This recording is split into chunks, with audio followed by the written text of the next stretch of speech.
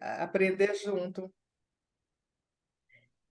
Eu queria ouvir um pouquinho de vocês, se vocês pudessem me dar um alô de como chega para vocês a proposta dessa aula, pensar psicodrama e, e o antirracismo. Né? Como é que chega para você? Poderia ser uma palavra, uma frase curta. Quem puder falar, é só abrir o microfone e falar. E aí com a Gueira, ela também acompanha aí quem puder falar, tá? Se sintam livres. É uma maneira também da gente ir se aquecendo. Vocês, alunos, estão juntos já há algum tempo, né? Já se conhecem. Eu estou chegando agora. Então, é uma maneira da gente ir se conhecendo. Se puder falar o nome e como é que você está chegando para esse nosso encontro de 2 horas para falar dessa temática do antirracismo? E Soraya também fique livre, porque aqui nesse espaço, comigo é a primeira vez, né, Soraya? Estamos aqui na primeira vez. Então, temos muito em comum. Uma delas que é a primeira vez nesse espaço.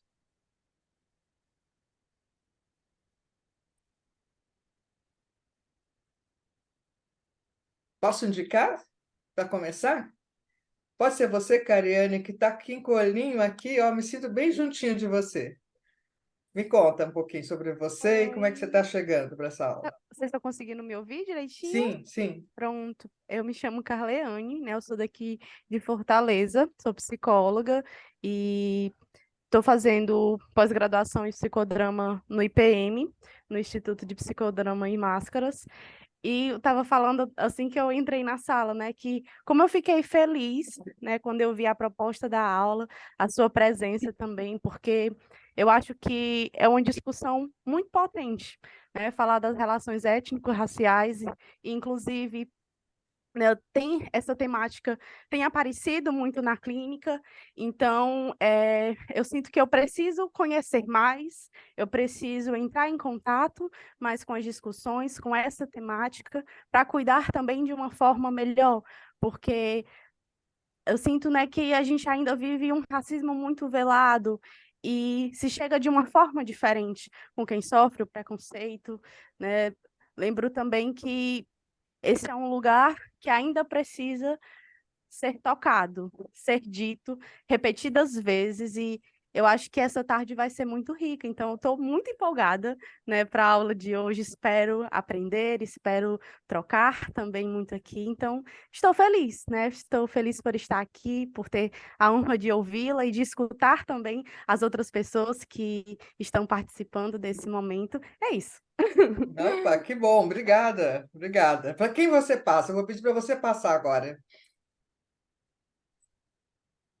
Para quem você passa o microfone? Pode ser a Joyce. Oi, Joyce, obrigada. Oi, boa tarde, pessoal. Boa Eu estou tarde. empolgada, não consegui ir para a aula esse final de semana, estou com crise de hernia de disco bem forte, mas estou aqui tentando acompanhar. Estou empolgada, como a Carline falou, é um assunto que a gente vivencia o tempo todo na mídia, com os amigos que a gente tem. É uma questão atual, latente, né? E estou empolgada, animada para a aula. Legal, Joyce, muito bom. Para quem você passa, Joyce? Está fechado o microfone. Amanda. Amanda? Amanda está lá no presencial? Isso. Ah, é da Amanda. tua turma, né? Então, Ah, tá ligado isso aqui? Estão ouvindo? Tá tá ouvindo, ouvindo? Amanda? Estamos. Oi. Tudo bem?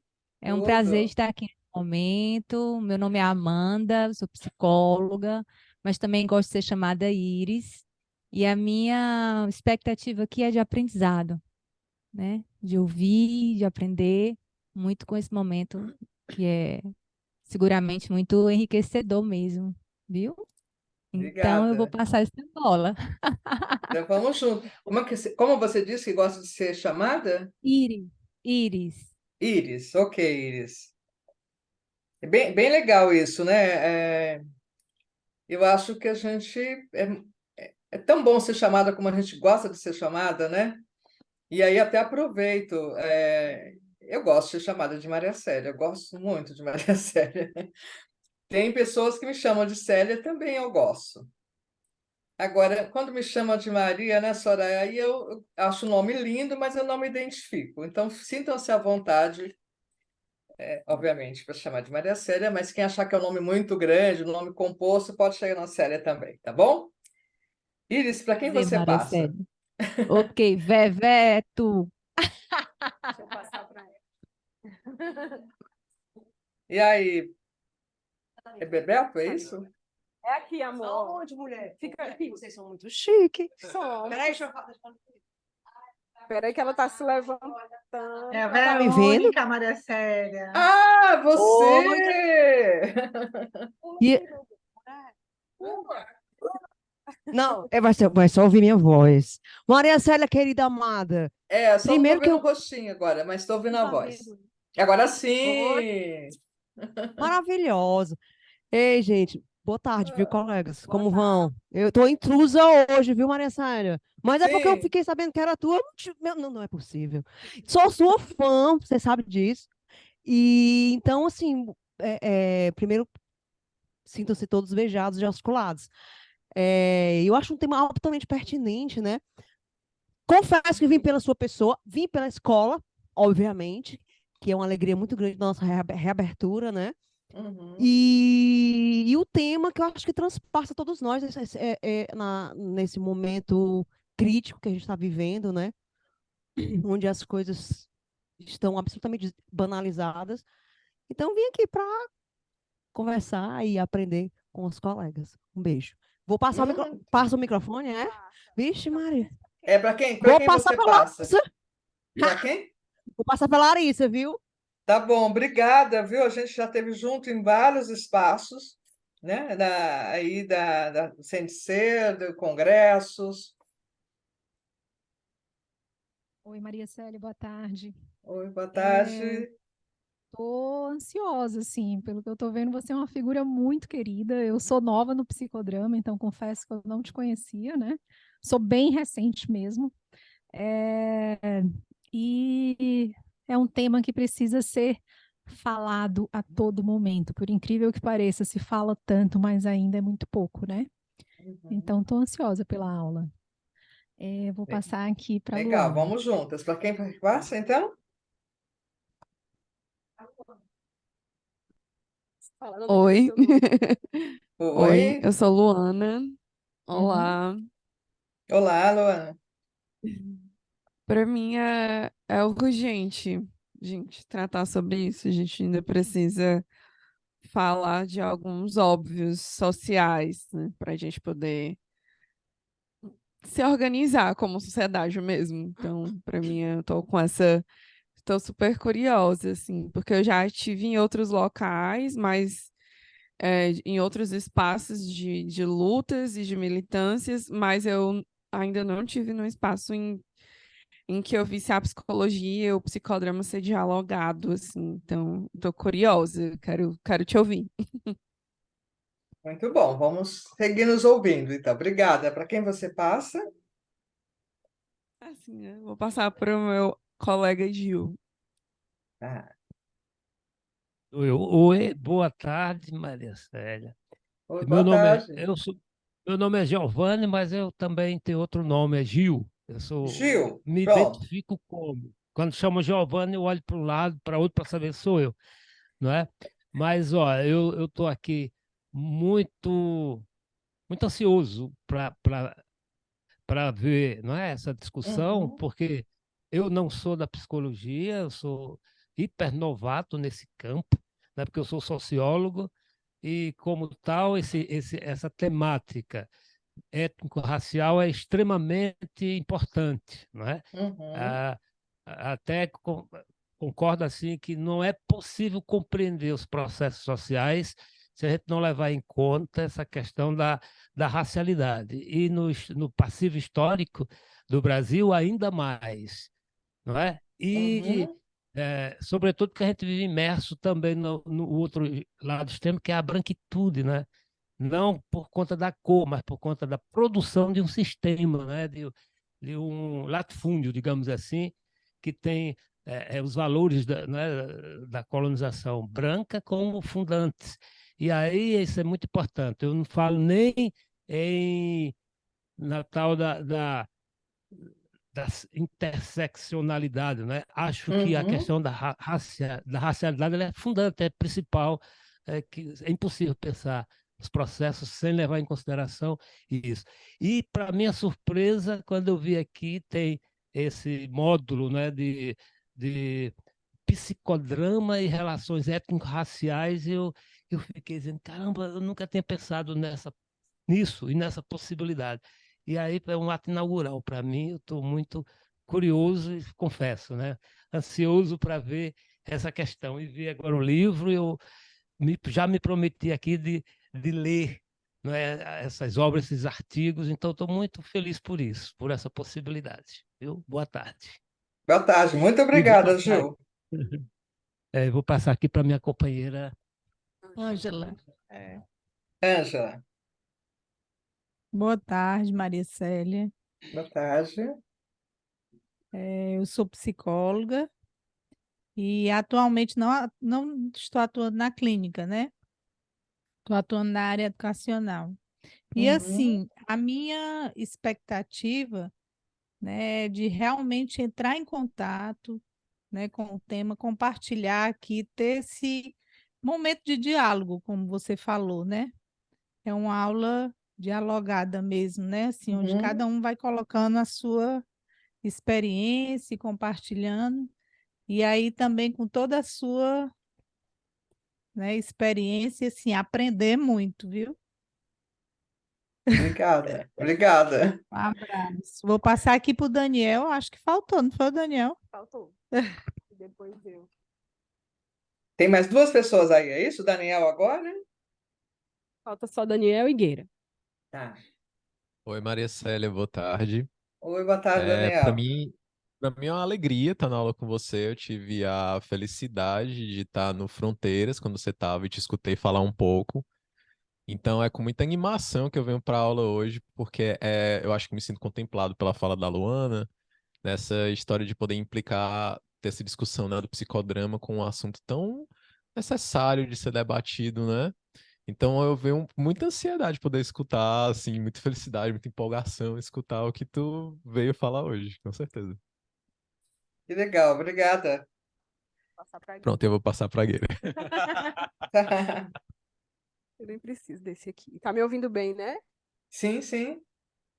Estou com o de lapela aqui.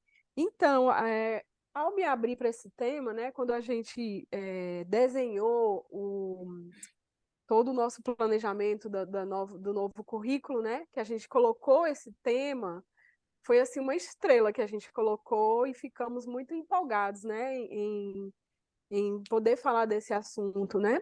Então, isso causa em mim, ao mesmo tempo que uma empolgação, uma expectativa, é um tema que também estranhamente e também compreensivamente me traz uma angústia, né? Porque eu cresci numa família onde muitos silêncios foram instaurados, assim, da dificuldade de falar sobre alguns temas, né? Alguns temas tabus. Então, eu sinto que é um tema ainda para mim que eu preciso saber falar sobre sem medo, sem dúvida, sem tabu, né? Com tranquilidade, já que eu me escolhi uma profissão para ajudar as pessoas a se desenvolverem, a crescerem, a se melhorarem, né? Então, é um tema que eu sinto que eu ainda tenho muito a conhecer, muito a me abrir, muito a mergulhar. Então, ao mesmo tempo que expectativa, também uma angústia. É isso. Eu não sei se já falamos todos, falta quem? Alguém do presença do online? A Laine está aqui, não sei se é Laine ou Laine. Está presente? Acho que do online, que estou vendo, falta a Soraya. E não sei se a Soraya, Marilene também. passo para a Soraya. Oi, boa tarde, eu sou a Soraya, sou psicóloga, educadora física também, psicodramatista. E o que me traz, primeiramente, é ouvir Maria Célia. Eu não me canso de ouvi-la, e sempre que eu tiver oportunidade, eu estarei ouvindo, porque sempre ela coloca um tijolinho a mais na edificação desse tema que eu tenho respirado diuturnamente. Então, eu chego também com curiosidade, expectativa e aqui também numa forma de aquilombar e falar desse tema, né? Então, é essa a minha vinda aqui nesse dia. Obrigada, Soraya. É assim, quanto mais a gente fala, pensa, discute, reflete, mais a gente se dá conta que temos muito a continuar, né? Então, obrigada, viu? Marilene quer trazer algo? Sim, claro, é um tema de grande importância se quisermos trabalhar com a saúde para a sociedade, né? Porque o racismo é um preconceito extremamente mascarado, inclusive o autopreconceito, né? Dificuldade de percebermos o racismo todo o tempo, todo momento, em nossas próprias vidas também. Eu tenho um professor de educação física negro também, que ele sempre que se refere ao racismo, ele fala antigamente. Eu acho tão engraçado. Eu falo assim, por que antigamente, aumento? É agora. Agora menos. Ok, mas não está no passado o racismo, está muito no presente, precisamos ter consciência disso. Quanto mais falarmos, mais vamos poder elucidar, transformar, encarar as nossas verdades, sabe? Realmente transformar. E claro, como disse a Soraya no começo, estamos com a pessoa certíssima para isso, Maria Célia. Muito obrigada. Sabe, eu acho que talvez um principal diferencial de antigamente para os tempos atuais é que estamos num sábado, né, de um feriado prolongado, né? O Brasil inteiro está vivendo um feriado prolongado, né? Numa Com aula, eclipse. como? Com eclipse no céu, né? Não é? Numa aula de psicodrama, né? Numa instituição de psicodrama, isso ainda é um diferencial, né? Importante, a gente não pode deixar passar, né?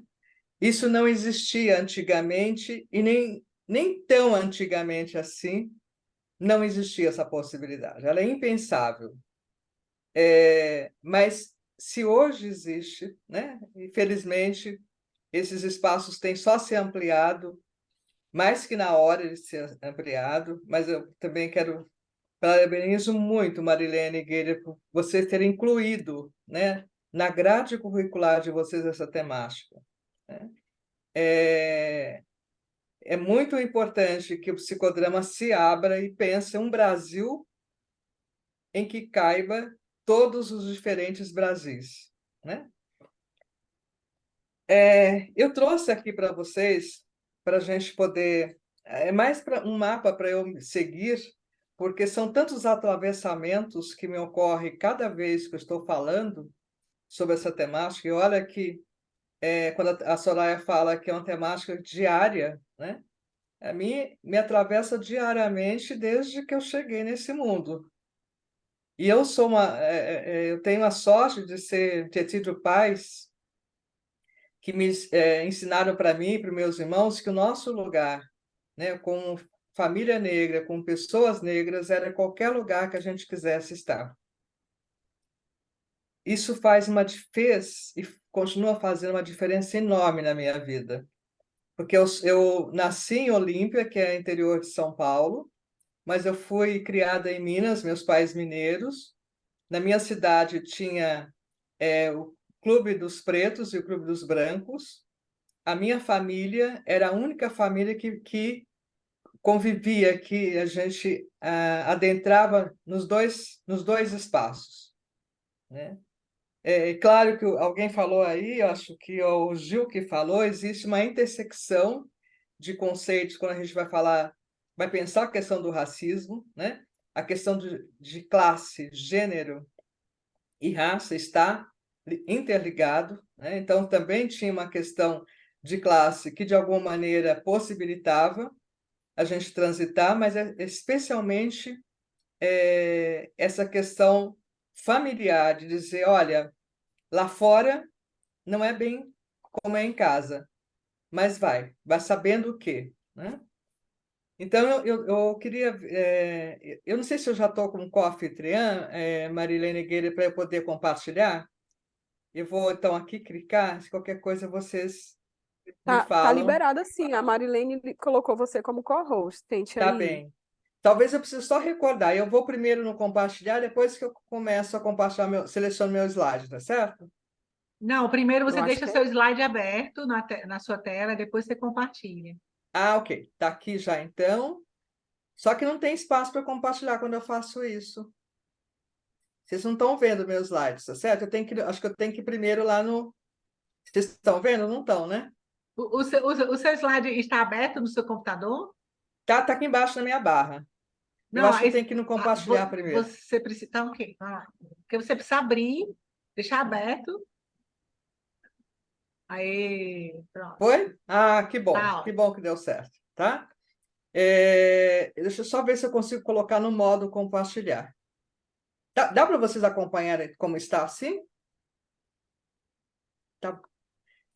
Porque eu estou clicando aqui no modo compartilhar e ele não está ampliando. Agora acho que ampliou, certo? Foi, agora foi. Tá bom. Então, esse é o título. Aqui está um pouco da minha formação. A Marilene já falou. Esse slide está faltando uma pequena atualização. Tem só mais um livro, que é esse, o Etnodrama, né? Eu estou em São Paulo, então toda a minha formação como psicodramatista foi pela SOPSP. Eu continuo filiada à SOPSP, que eu sei que também que é uma instituição que tem uma história relacional com a matriz criativa, né, Marilene? Também fiz a formação como diretora de psicodrama com Bustos, uma pessoa muito importante na minha vida. E essa aula de hoje, eu me pautei especialmente nesses dois, no livro Tornar-se Negro, da Neuza Santos Souza. Nesse livro, Psicodrama e Relações Étnico-Raciais, Diálogos e Reflexões, que foi de 2020, né? E na plena pandemia, a gente lançou esse livro. Com este livro, eu tinha um objetivo de que mais pessoas do psicodrama entrassem em contato com relações raciais. Então, eu convidei colegas do psicodrama da minha rede sociométrica, desde professores, mestres, como Dalmiro Bustos, a Rosa Cucuê, o Sérgio Perazzo, colegas contemporâneos, como Lúcio Ferracini, que acabou de ser presidente do 14º Congresso, Denise Penhaneri, também ex-alunas minhas, como a Ermelinda Massal e a Adriana Della Agostina. Cada um escreveu daquela época que pensava psicodrama e relações raciais, né? Esse livro, Tornar-se Negro, ele para mim é um livro muito importante na minha tentativa de compreensão que acontece conosco como mulher negra brasileira, como homens e mulheres negros brasileiros. Neuza Santos Souza foi uma psicanalista, psiquiatra baiana, uma mulher negra, que pesquisou o racismo que pessoas negras que estavam em ascensão na cidade do Rio de Janeiro, o que acontecia com essas pessoas na medida que adentravam no mundo do branco, um mundo considerado um mundo não negro.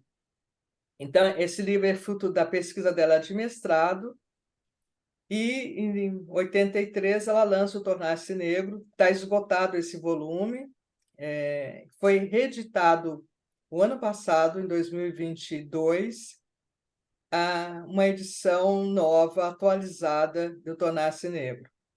Para quem quer compreender as questões, o sofrimento psíquico que as pessoas negras sofrem no Brasil, é um livro que eu indico muito.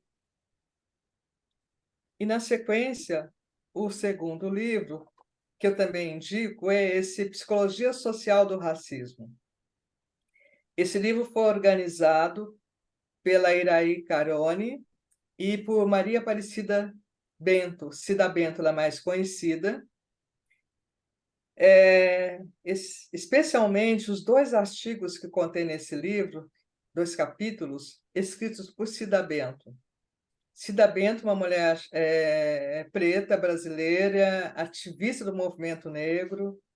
Lá no final da década de 80, ela começou a se perguntar, e para nós do psicodrama, é uma pergunta que deveria fazer parte sempre dos nossos fazeres psicodramáticos, né? Porque nós trabalhamos na perspectiva, a nossa abordagem, a nossa prática é na perspectiva relacional.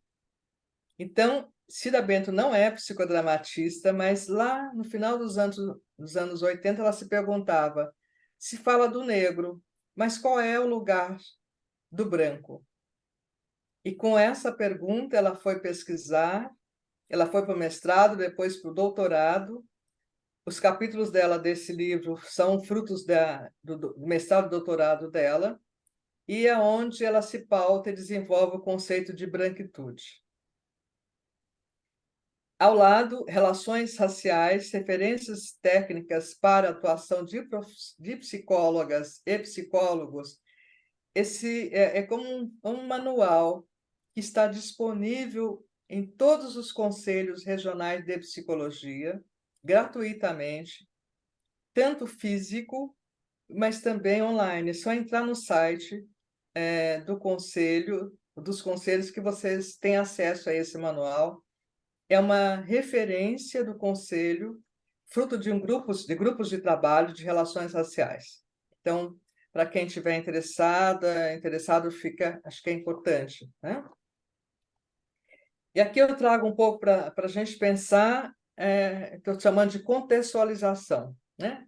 De para que a gente está falando de psicodrama em relações raciais. Para que a gente pensa um psicodrama antirracista?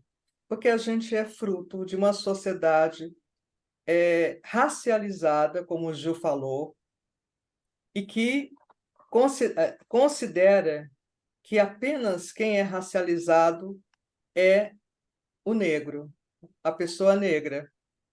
No entanto, racializados somos todos nós dessa sociedade. O IBGE, o Instituto Brasileiro de Geografia e Estatística, considera que a população brasileira ela é formada por branco, negro, indígena e oriental. Na categoria negro, está incluído pretos e pardos. Então, pretos e pardos correspondem à categoria negro, e quando falamos, né, quando os dados mostram, não só falamos, a gente se pauta nos dados, de que 56% da população brasileira é negra, está se pautando em pretos e pardos, né? E aí já fica uma questão para que a gente se pergunte, acho que sempre, onde estão os 56% da população brasileira? Em que espaço eles se fazem presentes? Eles se fazem presentes nos nossos espaços da clínica, a clínica particular, se fazem presentes no sistema de saúde, do SUS. Em que lugares se fazem presentes? Se fazem presentes nas escolas? Que escolas, né? Então, está colocado já aqui, né? Considera negro uma categoria política composta por pretos e pardos. Gente, nomear-se negro faz parte de um processo longo de lutas dos movimentos negros, porque não foi sempre que nos nomeamos como negros. Durante muitas décadas, não se falava a palavra negro. Os livros, quando ia se referir a negro, colocavam de cor. E, se a gente fica um pouco atenta, em algum momento é possível que a gente escuta alguém ainda meio titubeando na hora de falar, se referir a uma pessoa negra, e em algum momento até solta uma palavra de cor. Não fugiu ainda do nosso cotidiano, tá? Uma outra questão também importante para a gente se dando conta que, às vezes, as pessoas falam, mas raça não existe. É verdade, raça não existe enquanto um fator biológico. Mas, quando falamos de relações raciais, estamos nos pautando em um conceito ampliado de raça. Aqui eu estou trazendo o conceito da Neuza Santos Souza, que está naquele livro que eu mostrei, Tornar-se Negro. Então, ela diz que raça, aquela é entendida como noção ideológica engendrada como critério social para a distribuição de posição na estrutura de classes.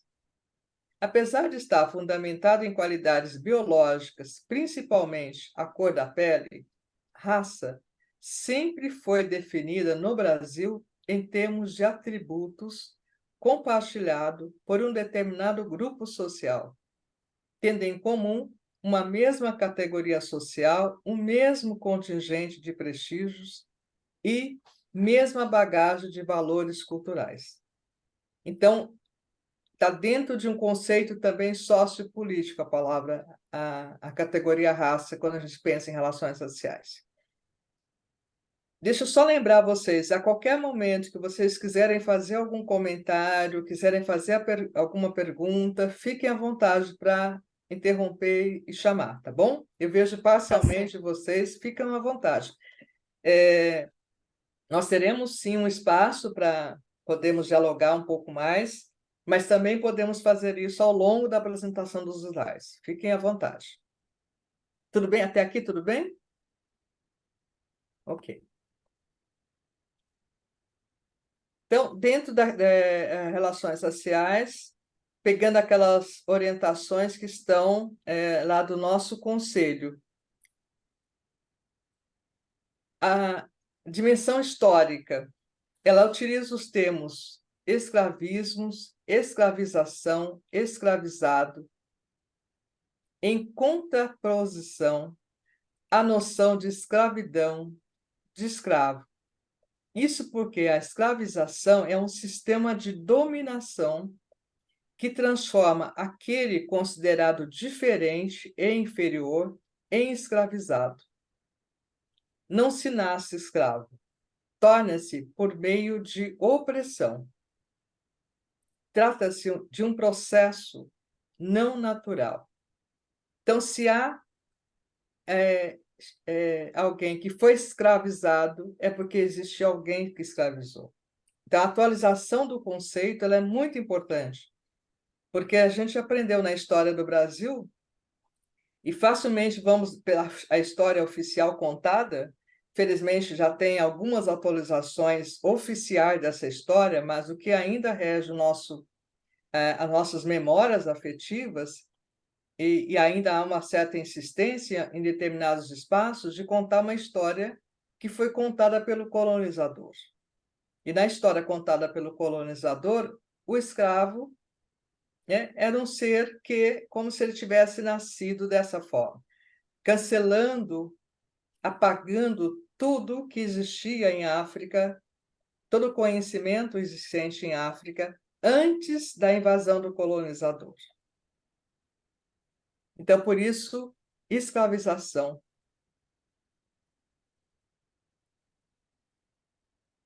Pensamos, aqui está sendo pensado o racismo dividido em três eixos, três grandes eixos. O racismo institucional, que se dá no âmbito das instituições, o racismo interpessoal, que se dá no âmbito das inter-relações, e o racismo pessoal. A gente vai ver passo a passo um pouco de cada um deles.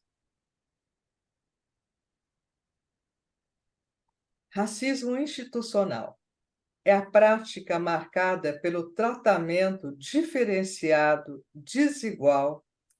Ele indica, pois, a falha do Estado em prover assistência igualitária aos diferentes grupos sociais. Somos todas e todos diferentes e devemos ser tratados, sim, de forma igual, considerando as nossas diferenças. No entanto, por exemplo, a instituição polícia, e é uma instituição pública, né? Ela diferencia cidadãos, especialmente cidadãos jovens, pretos, de outros não pretos. A forma com que a polícia trata o jovem de extermínio desse jovem está dentro de um racismo institucional. A instituição promovendo e dizendo, olha, é alvo, ser preto, ser jovem, já significa que é alvo de ameaça, já é suspeito incondicional. Também, indo para a área da saúde, os relatos, os depoimentos de pessoas, como são tratadas de forma diferente, muitas vezes de uma maneira extremamente cruel no âmbito da saúde, por serem pretas. Por exemplo, há uma crença racista na medicina de que pessoas negras são mais resistentes à dor.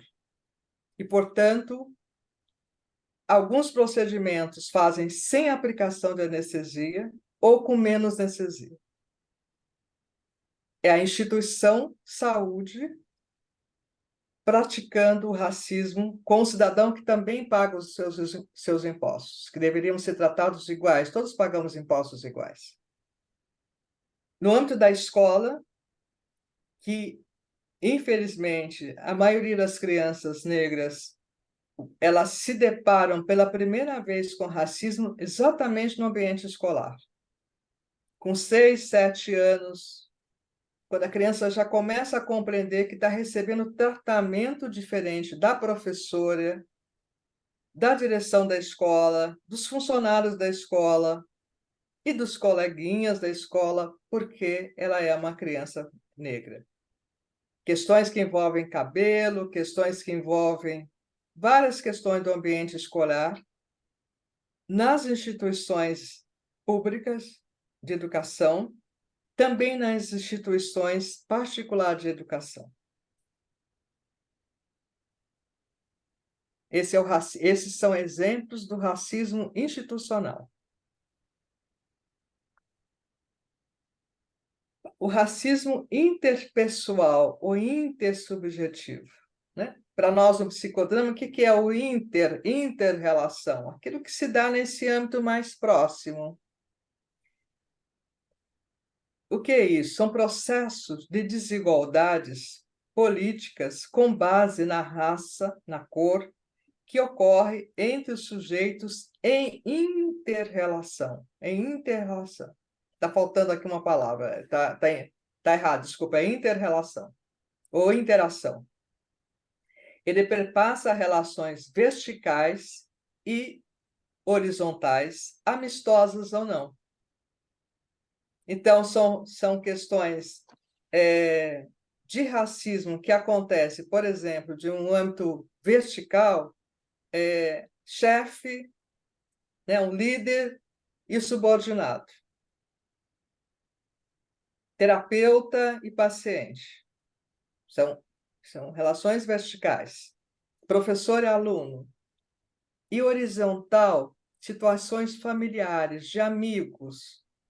E você está papeando com uma amiga e, de repente, vem uma piada racista, uma fala racista. É disso que a gente está falando. Não está só falando daquele xingamento que acontece nas ruas ou daquela questão de adentrar no supermercado e ser seguido. Está falando de relações pessoa a pessoa e, às vezes, grupos amistosos. Tudo bem? O racismo pessoal é internalizado. É aquilo que acontece com a pessoa que é alvo do racismo. O que acontece internamente com a vítima do racismo? O que ela faz com esse impacto do racismo na vida dela. Algumas possibilidades de como ela reage, né? Consideram-se 3 efeitos psicossociais do racismo para a vítima. Veja, psicossocial, né? E nós, no psicodrama, nós sabemos que ninguém adoece sozinho, né? Adoecemos dentro de uma sociedade que provoca também adoecimentos. Ela pode provocar, na pessoa alvo do racismo, crescimento e questionamento. E esse crescimento e questionamento por meio de luta contra o racismo, se posicionando como luta, usando como instrumento de luta. A utilização de mecanismos é uma outra forma que aparece, né, que pode aparecer, é a utilização dos mecanismos psíquicos defensivos contra o racismo, por exemplo, negando identificação com o agressor, um dilaceramento psíquico com traumas vividos que necessitam de uma gama de apoios para refazer os traumas, terapia. Alguns dos exemplos que podem acontecer e que a gente sabe, especialmente na clínica, mas não só na clínica, nos depoimentos de vários lugares que temos a oportunidade de conversar, que as pessoas se sentem que a confiabilidade ou confiabilidade para se abrir, a gente vai ouvindo histórias muito doloridas. Então, o que é o racismo? O racismo ele é um mecanismo de poder, historicamente, de poder utilizado historicamente para separar e dominar raça. Então, o racismo está sempre ligado à questão de poder, em que se utiliza da diferença que há entre as pessoas, que há entre os grupos étnicos. Determinado grupo usa essas diferenças para dizer quem é superior e quem é inferior. Se utiliza de estereótipos, o racismo se utiliza de estereótipos, preconceitos e discriminações são os principais elementos que compõem o racismo. Às vezes a gente, ao invés de falar racismo, a gente fala preconceito. Não, a palavra é racismo. Dentro do racismo existe preconceito. Se utiliza desse mecanismo do preconceito para praticar o racismo.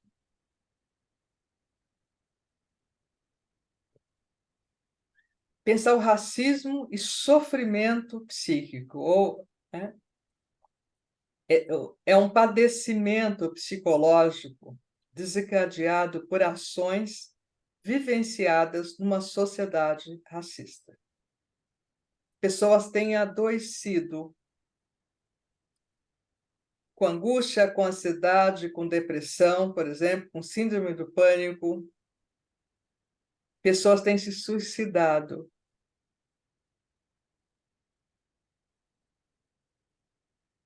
Por vivenciarem situações perversas do racismo.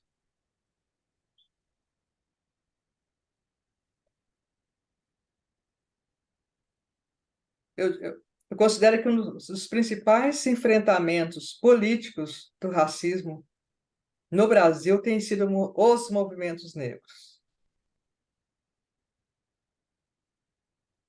E quando eu penso também que movimento negro é pensar na questão da luta antirracista, e pensar na luta antirracista é uma luta individual e coletiva de todas as pessoas.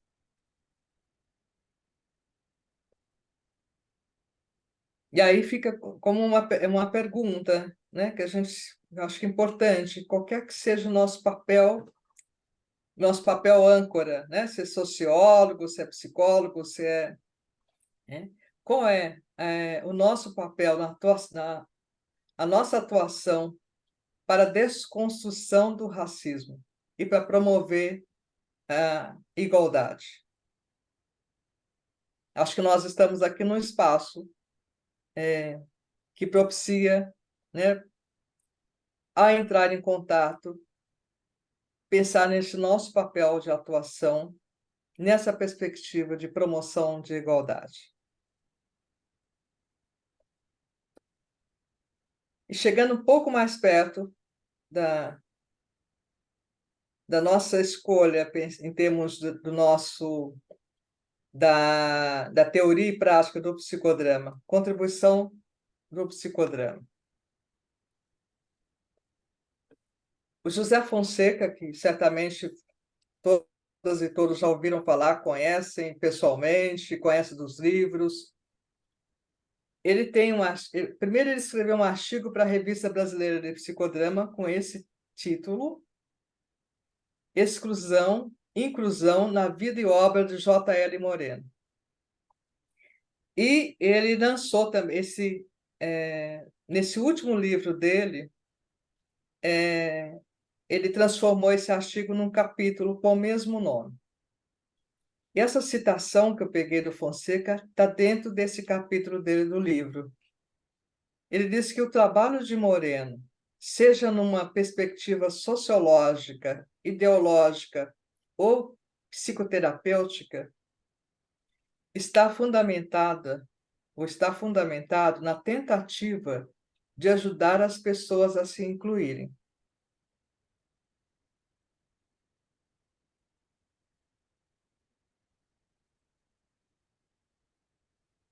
O Moreno, ele se pautou, toda a obra dele, teoria e prática do Moreno, é pautada no ser em relação e no ser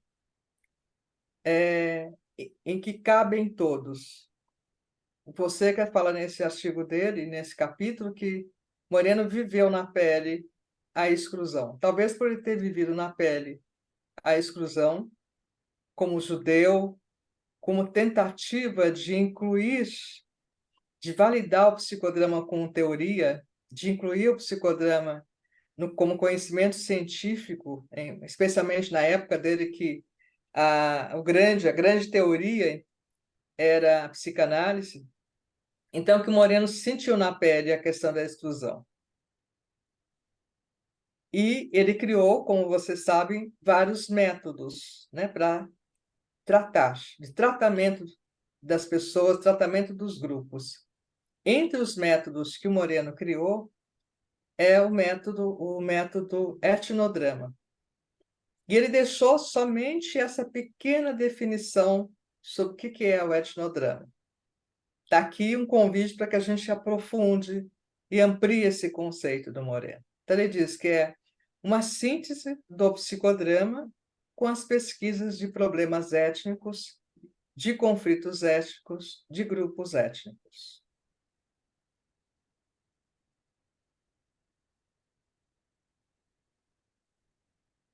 Bom, no Brasil, o que a gente teve um apagamento da participação negra na história do Brasil. Nós temos, pensar na história do Brasil, né, do descobrimento, do achamento do Brasil até hoje, nós tivemos um período de escravização de quase 4 séculos,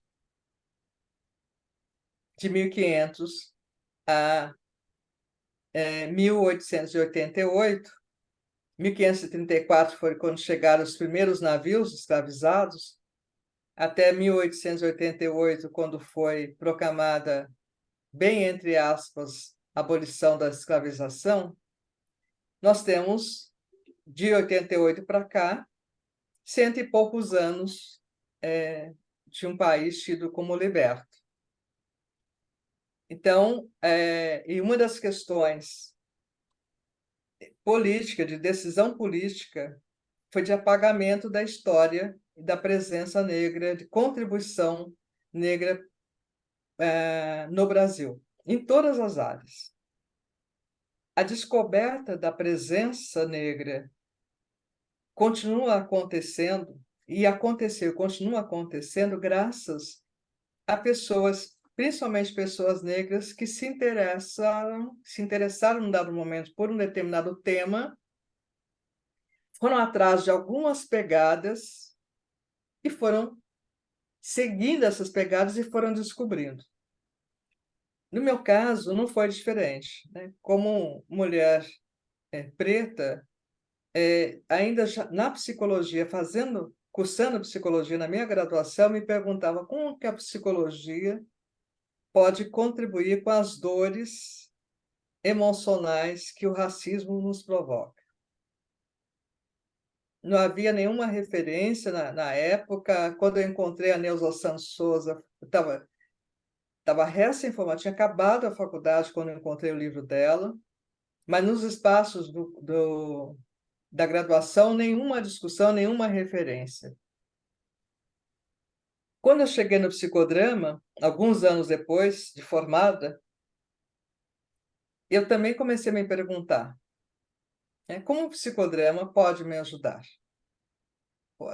Como eu posso me instrumentalizar como psicodramatista para trabalhar as nossas questões?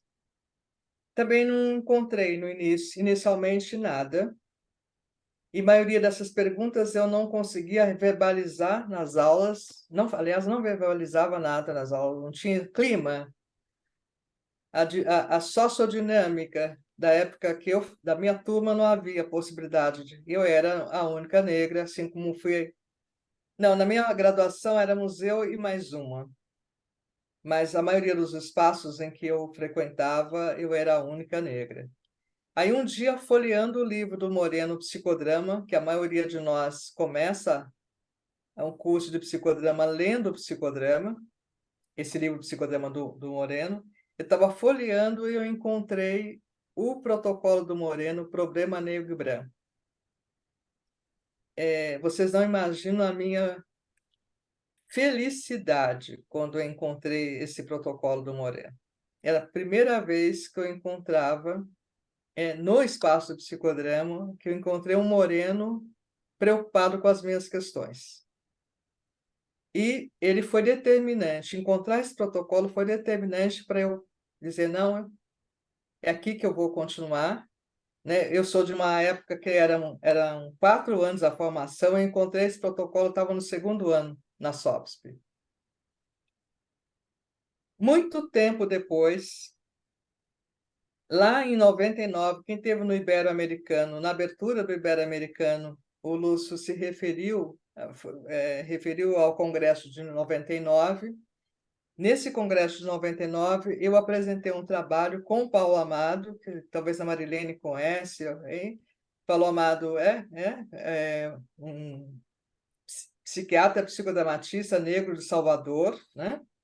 Nós criamos um texto discutindo, o tema na época foi psicodrama e a subjetividade palmarina da Senzala Palmares. Naquela época, a gente deveria convidar uma terceira pessoa para dirigir o público. Então, após eu e o Paulo Amado apresentarmos o nosso texto, o Calvente, que nós o convidamos na época, dirigiu a plateia. No final desse congresso, Ronaldo Pamplona, um psiquiatra também, né, Marilene, psicodramatista, me disse, olha, eu ouvi falar que teve uma pessoa que trabalhou com psicodrama, com questão racial, eu acho que é Guerreiro Ramos. Essa foi a primeira pegada que eu encontrei. Quando eu falo pegada, estou falando em passada, sabe? Pistas, passadas, sabe? Que vai deixando algum rastro, né? Do Guerreiro Ramos. Em 99 não encontrei nada, eu fui encontrar material do Guerreiro Ramos em 2003, e o que eu encontrei virou a minha monografia de titulação de psicodramatista supervisora. Com essa minha pesquisa, eu descobri e comecei a nomear o Guerreiro Ramos como sendo o primeiro psicodramatista brasileiro. Ele não teve o título de psicodrama, mas ele foi a primeira pessoa que trabalhou com psicodrama no Brasil, no final da década de 40, em 49, e escreveu 3 artigos sobre psicodrama. E de lá para cá, na história do psicodrama brasileiro, foi incluído a presença do Guerreiro Ramos. Então, mais uma vez, uma mulher negra que traz a presença negra pioneira no espaço do psicodrama. O slide anterior estava falando de pensar, então, Célia, Oi, quem está falando? é o Daniel. Oi, É que Daniel. tu falou sobre o Moreno, né? Que existia um protocolo e eu não peguei. Será que tu pode repetir? Ah, claro. O protocolo está naquele livro dele, Psicodrama, tá? A minha edição, eu nunca mais esqueci a página 425. Chama-se O Problema Negro e Branco. Um protocolo, estou olhando ver se eu encontro aqui o meu, mas é um protocolo psicossociodramático, algo assim. Se alguém Obrigado, tiver viu? com o livro aí fácil, pode dar uma olhadinha. Eu uso tanto esse meu livro, mas enfim. Tá, Daniel? Tá lá. Deu para pegar agora? Leiam, gente, é um primor, porque o Moreno descreve passo a passo como ele trabalhou com um casal negro nos Estados Unidos em 1945, época ainda de segregação racial nos Estados Unidos. Ele trabalhou com esse casal numa oficina, é um encontro sociocultural de vários estudantes de uma universidade, e ele trabalhou com esse casal. E a sua pergunta, Daniel, me faz também lembrar que eu acho que é importante ressaltar para vocês. Essa minha pesquisa, quando eu encontrei o trabalho do Guerreiro Ramos, então veja, o Guerreiro Ramos trabalhou com psicodrama dentro do espaço do Teatro Experimental do Negro, no Rio de Janeiro, em 49. E o Moreno trabalhou em 45. Então, o meu trabalho para a supervisora foi: eu peguei os 2 protocolos do Moreno e do Guerreiro Ramos e um protocolo de um trabalho meu, que na época eu denominei assim, Africanidade Brasileira. O que eu percebi nessa minha pesquisa, e a minha pesquisa foi de 2000, 49 Estados Unidos, 49 Rio de Janeiro, 45 Estados Unidos, 2000 São Paulo, interior, Grande São Paulo, algumas questões eram muito parecidas. Tá? Ok? Leiam esse protocolo, que eu acho que é bastante interessante. Quando a gente pensa, então, em antirracismo, é pensar numa educação antirracista. E pensar em educação, também está se falando do letramento racial. Educação antirracista passa por uma questão de um letramento racial.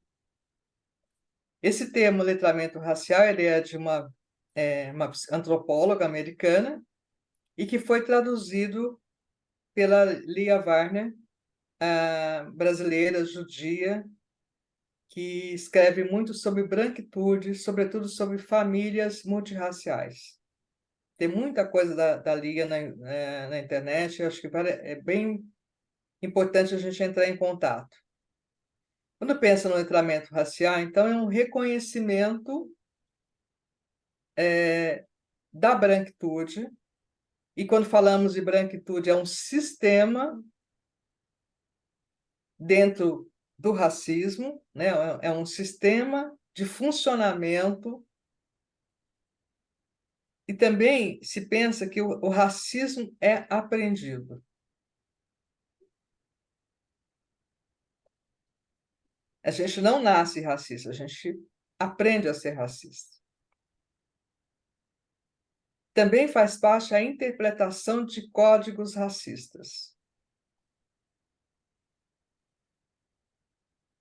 Um conceito, vocês vão encontrar outro, mas um conceito de branquitude é que se refere a uma identidade racial branca que é construída.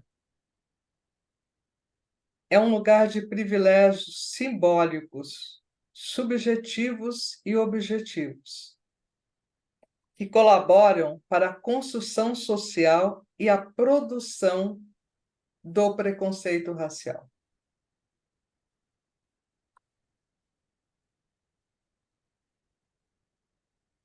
A branquitude se expressa em uma repetição ao longo da história de lugares de privilégios assegurados para as pessoas brancas, mantidos e transmitidos para as novas gerações.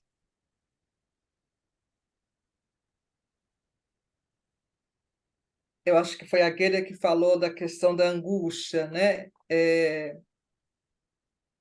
Entrar em contato com esses conceitos, né? Propor esse diálogo, ouvir falar é muito incômodo, sempre é incômodo.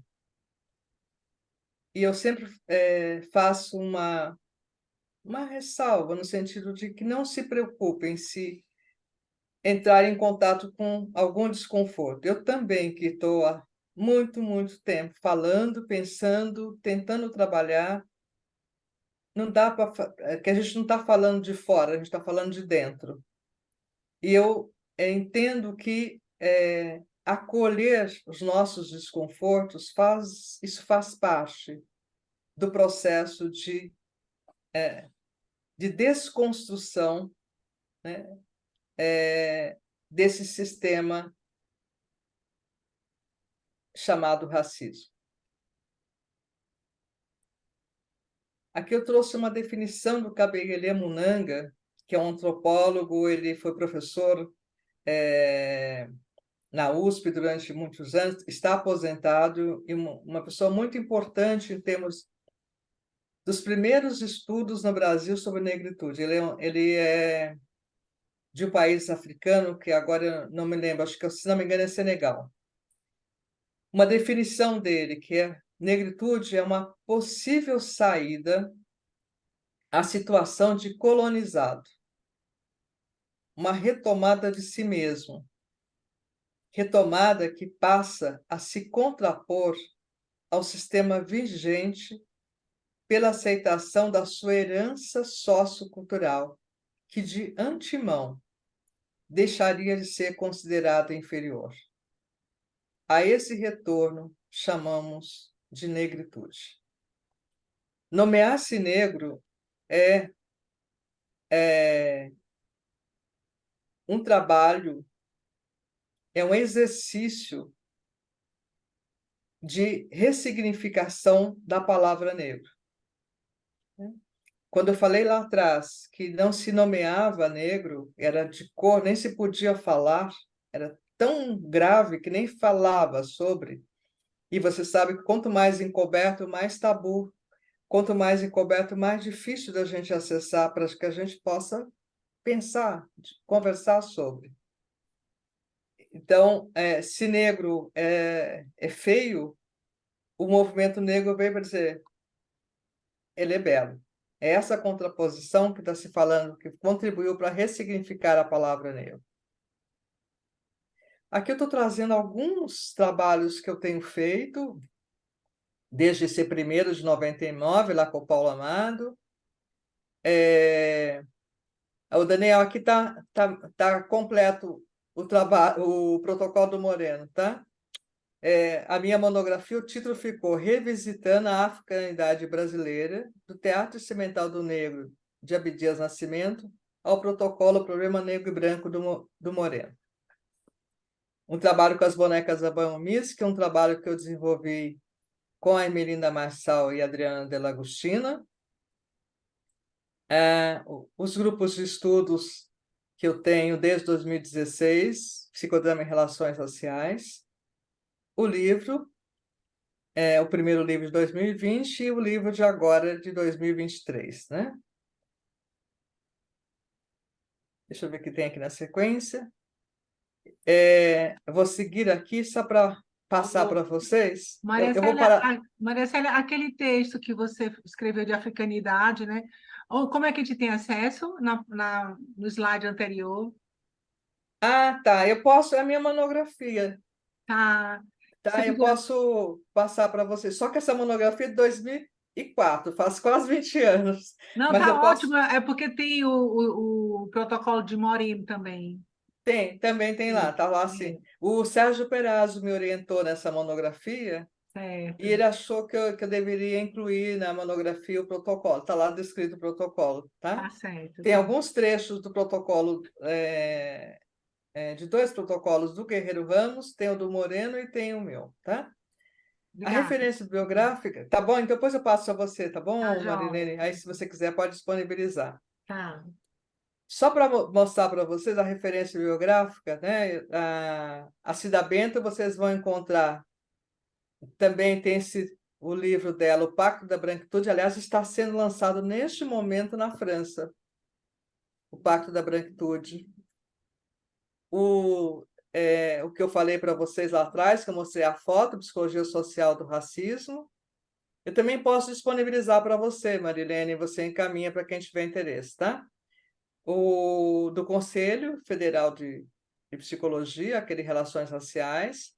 A Rosa Cuquier, que é uma pessoa muito importante também, eu passei o slide sem querer, mas enfim, da Rosa Cuquier, ela tem um trabalho, ela é uma mulher judia, o trabalho dela, que é um capítulo de um livro sobre psicodrama da humanidade, também é importante.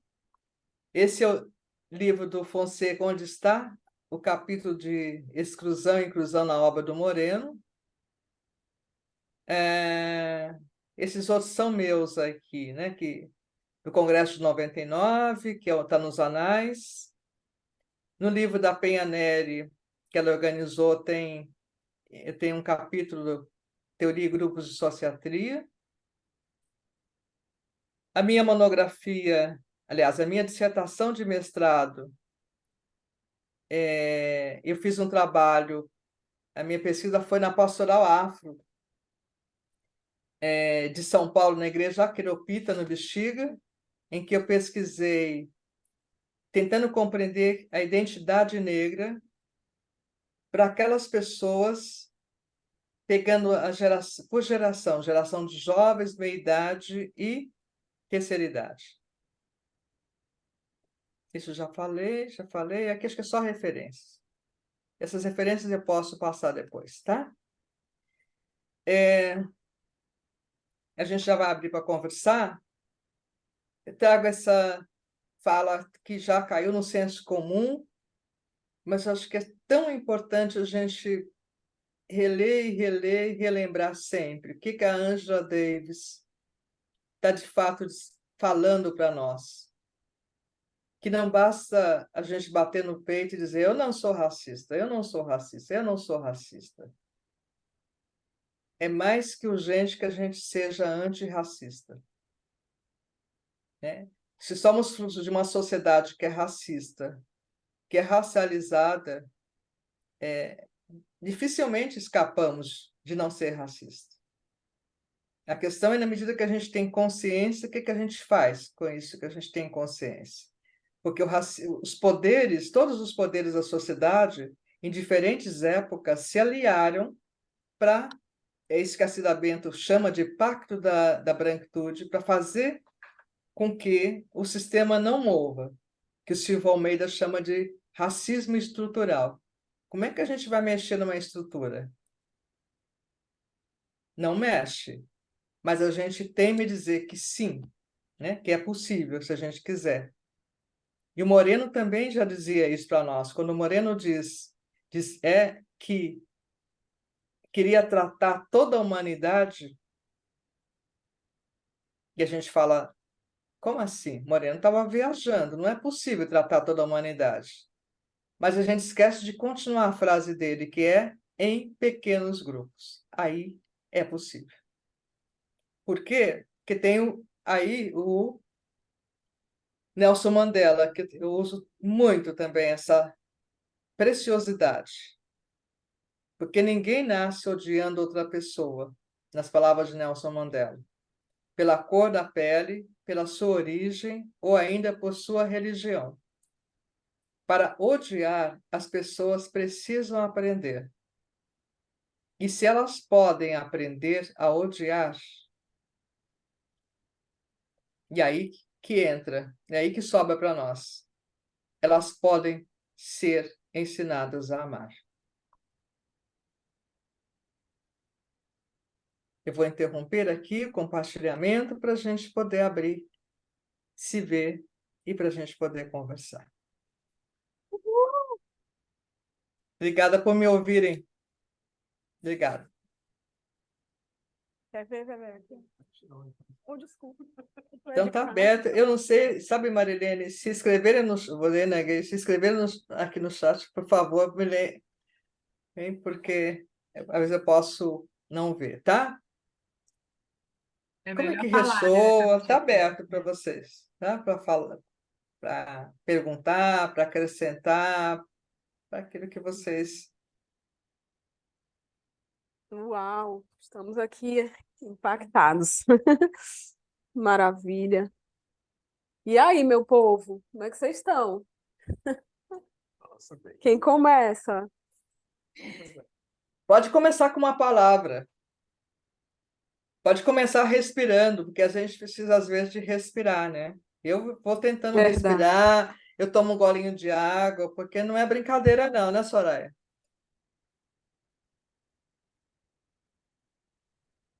E cada espaço que a gente está é relacional, é interrelacional, nos remete a, né? Então, não fiquem assustadas, não fiquem assustadas, se sentem à vontade, se quiserem, que compartilhar, fiquem à vontade. A Carleane está compartilhando aí que a palavra dela é potente. Ah, potente, cara. Uhum. Você sabe, Carlinhos, essa fala sua de potente, eu vou aproveitar para compartilhar uma coisa com você. Durante muito tempo, eu me sentia tão encolhida. Eu vivi, faz muitos anos, claro, né? Por exemplo, eu sou de uma época escolar que hoje chama Ensino Fundamental 1, 2, que na época era ensino primário, em que um dos piores dias para mim era o 13 de maio. Eu já começava a ficar mal antes do 13 de maio. Eu queria sumir quando a professora começava a contar a história da princesa Isabel. E vou te contar, mesmo dentro da minha casa, eu tinha dificuldade para falar como eu me sentia. Porque também não. Apesar de ter essa fala tão potente dos meus pais, a gente não falava muito sobre isso. Não se falava, né? E a minha lembrança é que, assim, sair desse lugar, né, de querer sumir, de vergonha, de encolhimento, para estar aqui falando com vocês, e cada vez eu vou sentindo que tem uma potência, no sentido que é possível fazer algo. Estou fazendo um pouco, pelo menos dentro da minha possibilidade, né? E que ao fazer eu fui me empoderando, eu fui criando força, né? Se antes eu adentrava nos espaços, eu pegava minha bolsinha e vamos, porque aqui é meu lugar, você nem queria saber o que é isso. Hoje eu vou. Eu não tenho palavras para dizer para você o que é isso, mas eu sei bem o que é isso. Ainda não encontrei palavras para que, sabe, que possa. Mas viver isso internamente é uma liberdade, porque as correntes nos aprisionam internamente. A gente carrega, né, muitas correntes, porque os nãos velados, eles estão o tempo todo. E quem é alvo do racismo sabe muito bem compreender um olhar de o que você está fazendo aqui, que não é teu lugar. Então, haja muita conscientização, muito trabalho, muita leitura e a busca por terapeutas que pudesse, de fato, me ajudar. Hoje, eu acho que a gente também tem propiciado com que terapeutas pensem sobre a dor dos pacientes que recebem no consultório, né? Tem um arsenal de informações. E os pacientes também hoje já estão mais espertos. Eu paguei muita terapia que nunca deveria ter pago.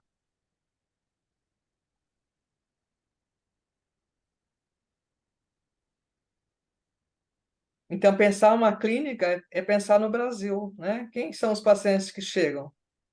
E se não chega nenhuma pessoa preta no meu consultório, pelo menos há de se perguntar por que não chega. Será que preto não adoece psicologicamente?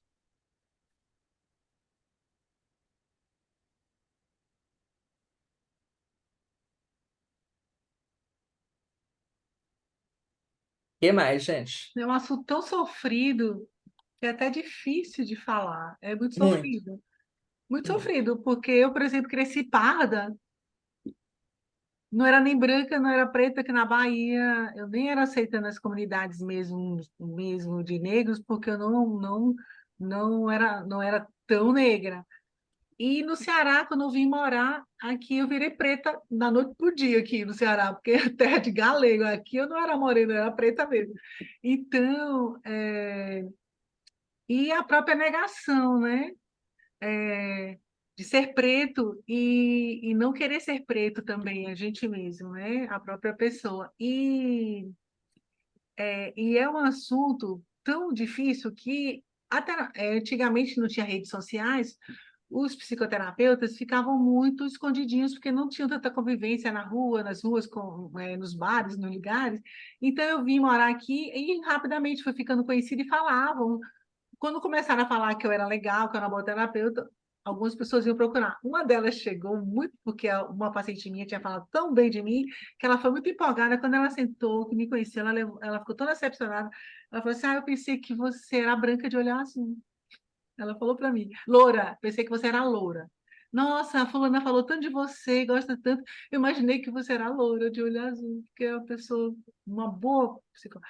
E na época eu era tão lesada que eu nem entendi a potência do racismo ali. Eu só achei que era normal, terra de galego, pensar que você, mas não, se você é bom profissional, você é louro de olho azul. E aqui é muito comum no Ceará os homens irem para o sul buscar mulheres louras de olhos claros aqui no Ceará.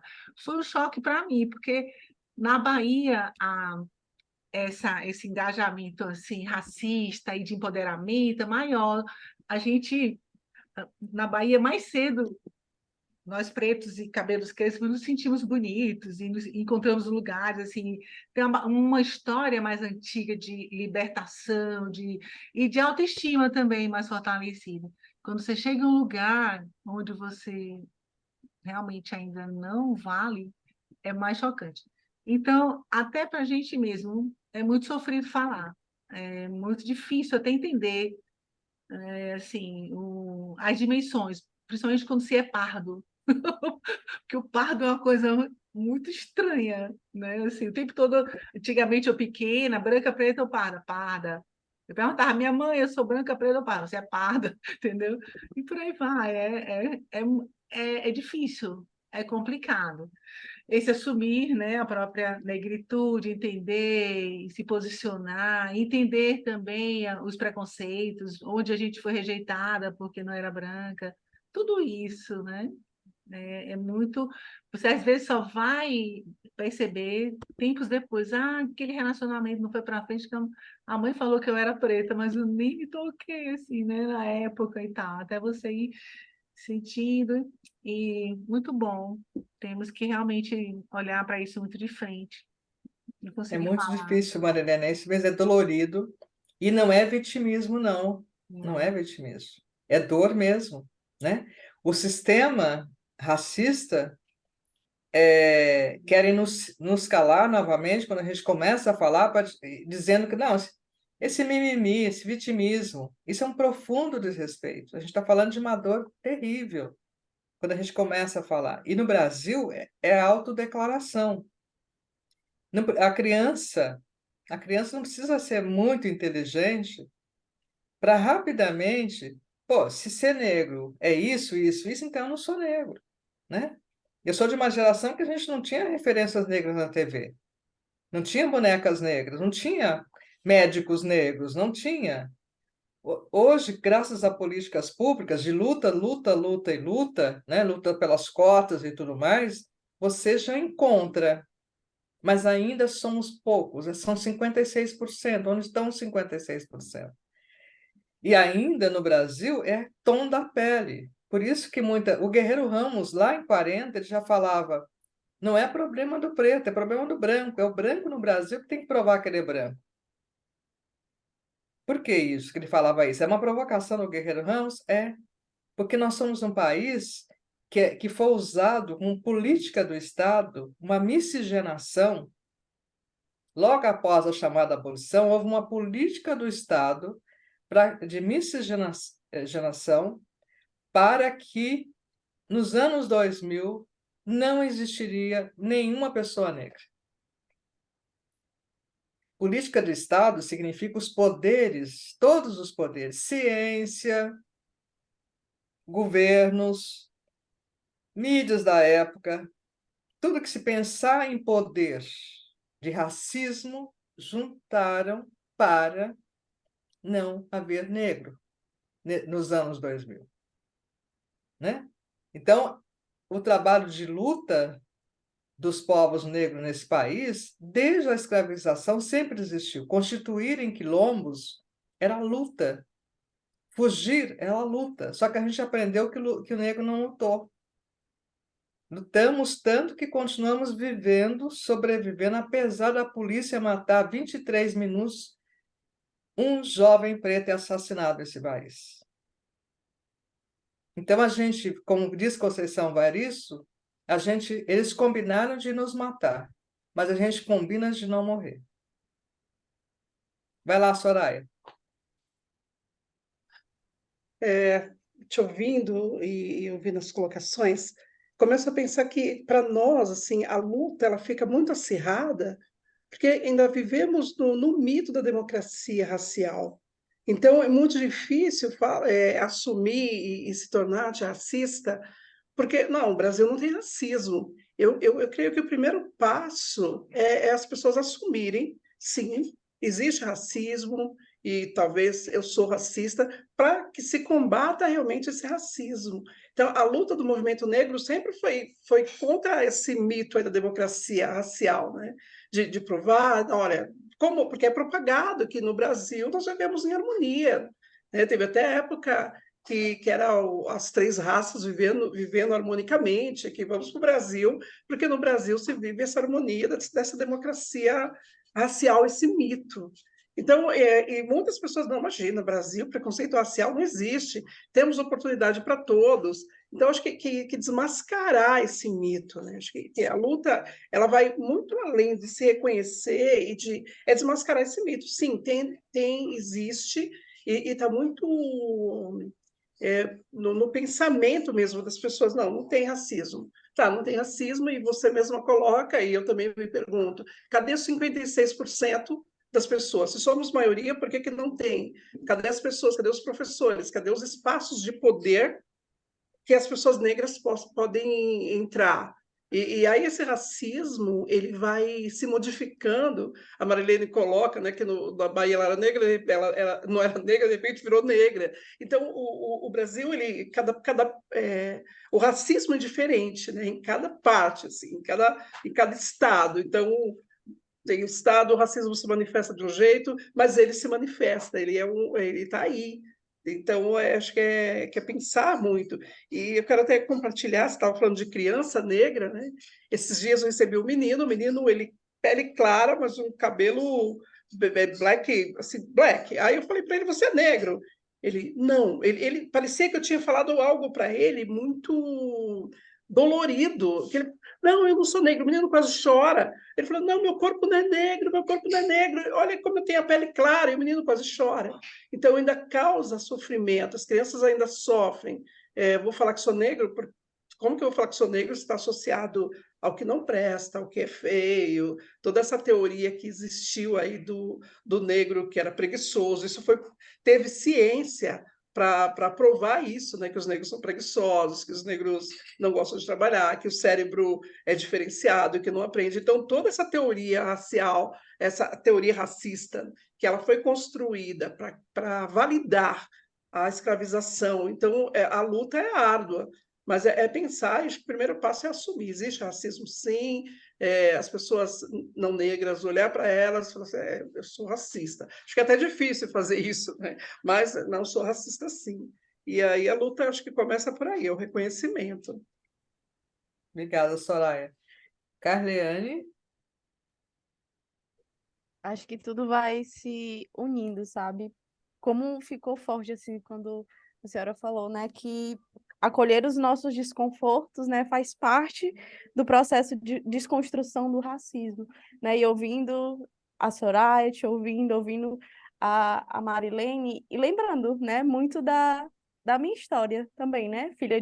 Neta de avós negros, e lembro muito de um momento num curso que eu fazia, quando chegou no racismo institucional, eu disse assim, como às vezes é duro a gente reconhecer esse lugar, porque na hora foi muito dolorido, né? Assim, de a pessoa falando assim, ah, não, você vai fazer uma entrevista? Sempre tive cabelo cacheado desde pequena, né? E era um lugar que nunca quis alisar. Teve uma época que não alisa que vai ficar bonito. Não, eu quero o meu cabelo como ele está, eu gosto dele assim. E eu lembrei quando eu tinha 15 anos, né? Um instrutor pegou e disse assim, não, quando você for fazer uma entrevista, você tem que organizar o seu cabelo, né? Assim, deixar ele. Aí eu fiquei olhando assim para a cara dele, né? Assim, organizar como? Meu cabelo tá organizado, ele é desse jeito, né? E não, é porque ele tá armado. Eu digo, poxa, e são as piadas, né? O cabelo tá armado, ele é desse jeito. E isso sou cearense, né? E é muito velado no Ceará, né? Quando a Marilene falava, esse lugar do racismo no Ceará, ele ainda é muito velado, e que às vezes é impossível, não é muito difícil esse reconhecimento, mas como é importante, né? São discussões como essas que trazem esse lugar de fala, esse lugar de reconhecimento. Quando a Soraya falava, né, do paciente dela, houve o inverso. Comigo, eu sempre me reconheci como parda. Eu digo, olha, minha mãe sempre me disse que eu sou parda, os meus avós são negros, então, né, nasci na periferia, então esse é o meu lugar. E, tipo, agora, depois de adulta, chegou uma pessoa para mim, olhou e disse assim, não, você não é parda, você é branca. Eu fiquei olhando assim para a pessoa, eu digo, oi, mas o que? Como assim eu sou branca? Eu não me reconheço nesse lugar, né? Eu passei a minha vida toda. Aí eu disse, poxa, mas não é autodeclarado? Eu passei a minha vida toda olhando para os meus pais, para os meus avós, e sempre ouvi esse lugar. Então você olha para mim e diz, não, mas se você for fazer o sistema de cotas, eles vão olhar para as suas feições e dizer, olha, isso está dando um nó agora na minha cabeça, eu não estou conseguindo me identificar com esse lugar que você está falando. Eu vou continuar nos documentos assinando como parda, porque eu me reconheço nesse lugar. Só que é muito difícil isso, porque traz também na gente, né, uma dor de, meu Deus, e agora? O que é que eu faço? Né? Assim, como é que eu me identifico? É uma sensação, né, de estar perdido.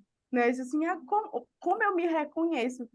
E quando veio nessa temática na clínica para mim, esse ano, né, um paciente meu que sofreu inúmeras violências, né, um homem negro que sofreu inúmeras violências ao longo da vida, e como era difícil, eu digo, eu preciso aprender sobre isso para cuidar de forma melhor, porque eu reconheço que eu ainda preciso aprender muita coisa, né? Assim, ainda estou começando, assim, né, você falava de pegadas, eu me sinto ainda assim, nem engatinhando nesse lugar, assim, então, olhando as pistas ainda para saber de onde começar, mas como é importante e como eu fico feliz, né? Eu não sabia, eu consegui o livro do psicodrama há pouco tempo, porque é difícil de encontrar, e eu ainda não comecei a folhear tanto ele, porque faz pouco tempo que chegou.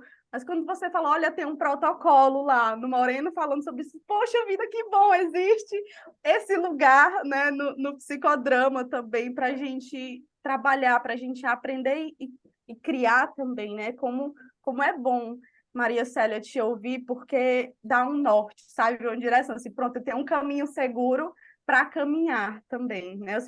São muitas emoções que me veem. Eu sou essa pessoa meio emotiva também, mas como fico feliz, né? Por saber que tem o que se fazer, né? Não, existiu muito silêncio sobre isso, mas não mais. A gente pode falar e a gente pode lutar contra isso também. É algo cotidiano, quando você fala, né?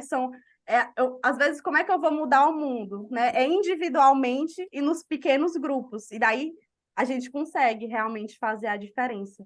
Mas, gente, é isso, né? Assim, eu fico muito feliz. Realmente, eu acho que não tem outra palavra. É um lugar de vida, sabe? É um lugar muito, muito potente e criador também. É isso mesmo. Obrigada, bem-vinda. Vamos embora. Tem muita coisa para a gente fazer, né? E a gente vai aprendendo, vai ensinando, é tudo ao mesmo tempo, porque é urgente, né? E é isso mesmo que você falou, é muito importante, né? No Brasil, com a questão da autodeclaração e com a questão da nossa história, né? Muitas vezes a gente se autodeclara como negra, se vê como negra, é lida como negra, ou seja, o outro também me reconhece como negra. Mas às vezes a gente se autodeclara negra, se percebe como negra e não é lida como negra. Mas o inverso também. Às vezes a pessoa está falando porque eu sou branca, você olha para ela e fala, que vontade de contar para ela, mas eu não posso contar, deixa que ela descubra. Um dia talvez ela consiga descobrir, porque não é questão de não é só. Não, porque dá igual uma de Ronaldo, né? Não sei se você lembra, alguns anos atrás, o Ronaldo Fenômeno, na época que ele era fenômeno, ele dizia, houve uma questão, ele teve uma fala assim, não, porque vocês que são negros, e aí começou o Brasil falando, mas ele não é negro, não sei o quê, não é negro. Aí o pai dele acabou com a história, ele falou assim, eu sou negro, ele é meu filho, então ele é negro. Tudo bem que o menino Ney também fala a mesma coisa, mas recentemente, um dia ele talvez descubra. Mas é muito grave. E tem muito brasileiro que descobre que não é branco quando está lá fora, no exterior. Não é só no Ceará, não. Tem alguns que têm que ir para o exterior para poder descobrir. Mas tudo bem, cada um descobre conforme pode, à medida que pode, né? Porque a questão é o que você faz com isso. O que eu sei que uma vez adentrando nesse caminho não tem volta, porque é tanta coisa. E eu não tenho dúvida que os nossos pacientes eles são melhor atendidos, porque a gente está mais inteira. Que lá na empresa você vai trabalhar diferente. Você está trabalhando no RH, você vai questionar. Você não vai achar que é natural que para uma vaga de faxineiro, quem que você naturalmente espera que se inscreva para essa vaga? E para uma vaga de diretor, quem que você naturalmente espera para essa vaga? Se você está no RH de uma empresa, você vai questionar isso, né? Você não vai achar que é natural. Se você está na escola, se tem uma escola particular que tem uma menina negra, você vai se perguntar como é que está sendo para essa menina estar aqui no meio de todos os alunos brancos. Será que tudo bem? Você não vai achar que naturalmente ela está bem, porque está ali no meio de todos. Bom, tem alguma pergunta aí, Célia, Meira? tem um colega Hoje que está lá no presencial querendo falar. Por favor. Passa o O microfone Giovanni para a quer falar pessoa. e a gente tem 15 minutos ainda, né, para a gente ir para os encerramentos devagarzinho. Quem está Vai, falando? Gil. Só queria pelo menos saber o nome. É Gil. Ah, oi. Estou ouvindo. Não estou ouvindo agora. Não está ouvindo, não. Gueira, o microfone não está indo. Tá ligado? Alô? Agora. Oi, tá me escutando? Sim, sim. Oh, Maria, pronto, tá. Muito obrigado aqui por a exposição tão rica e provocadora.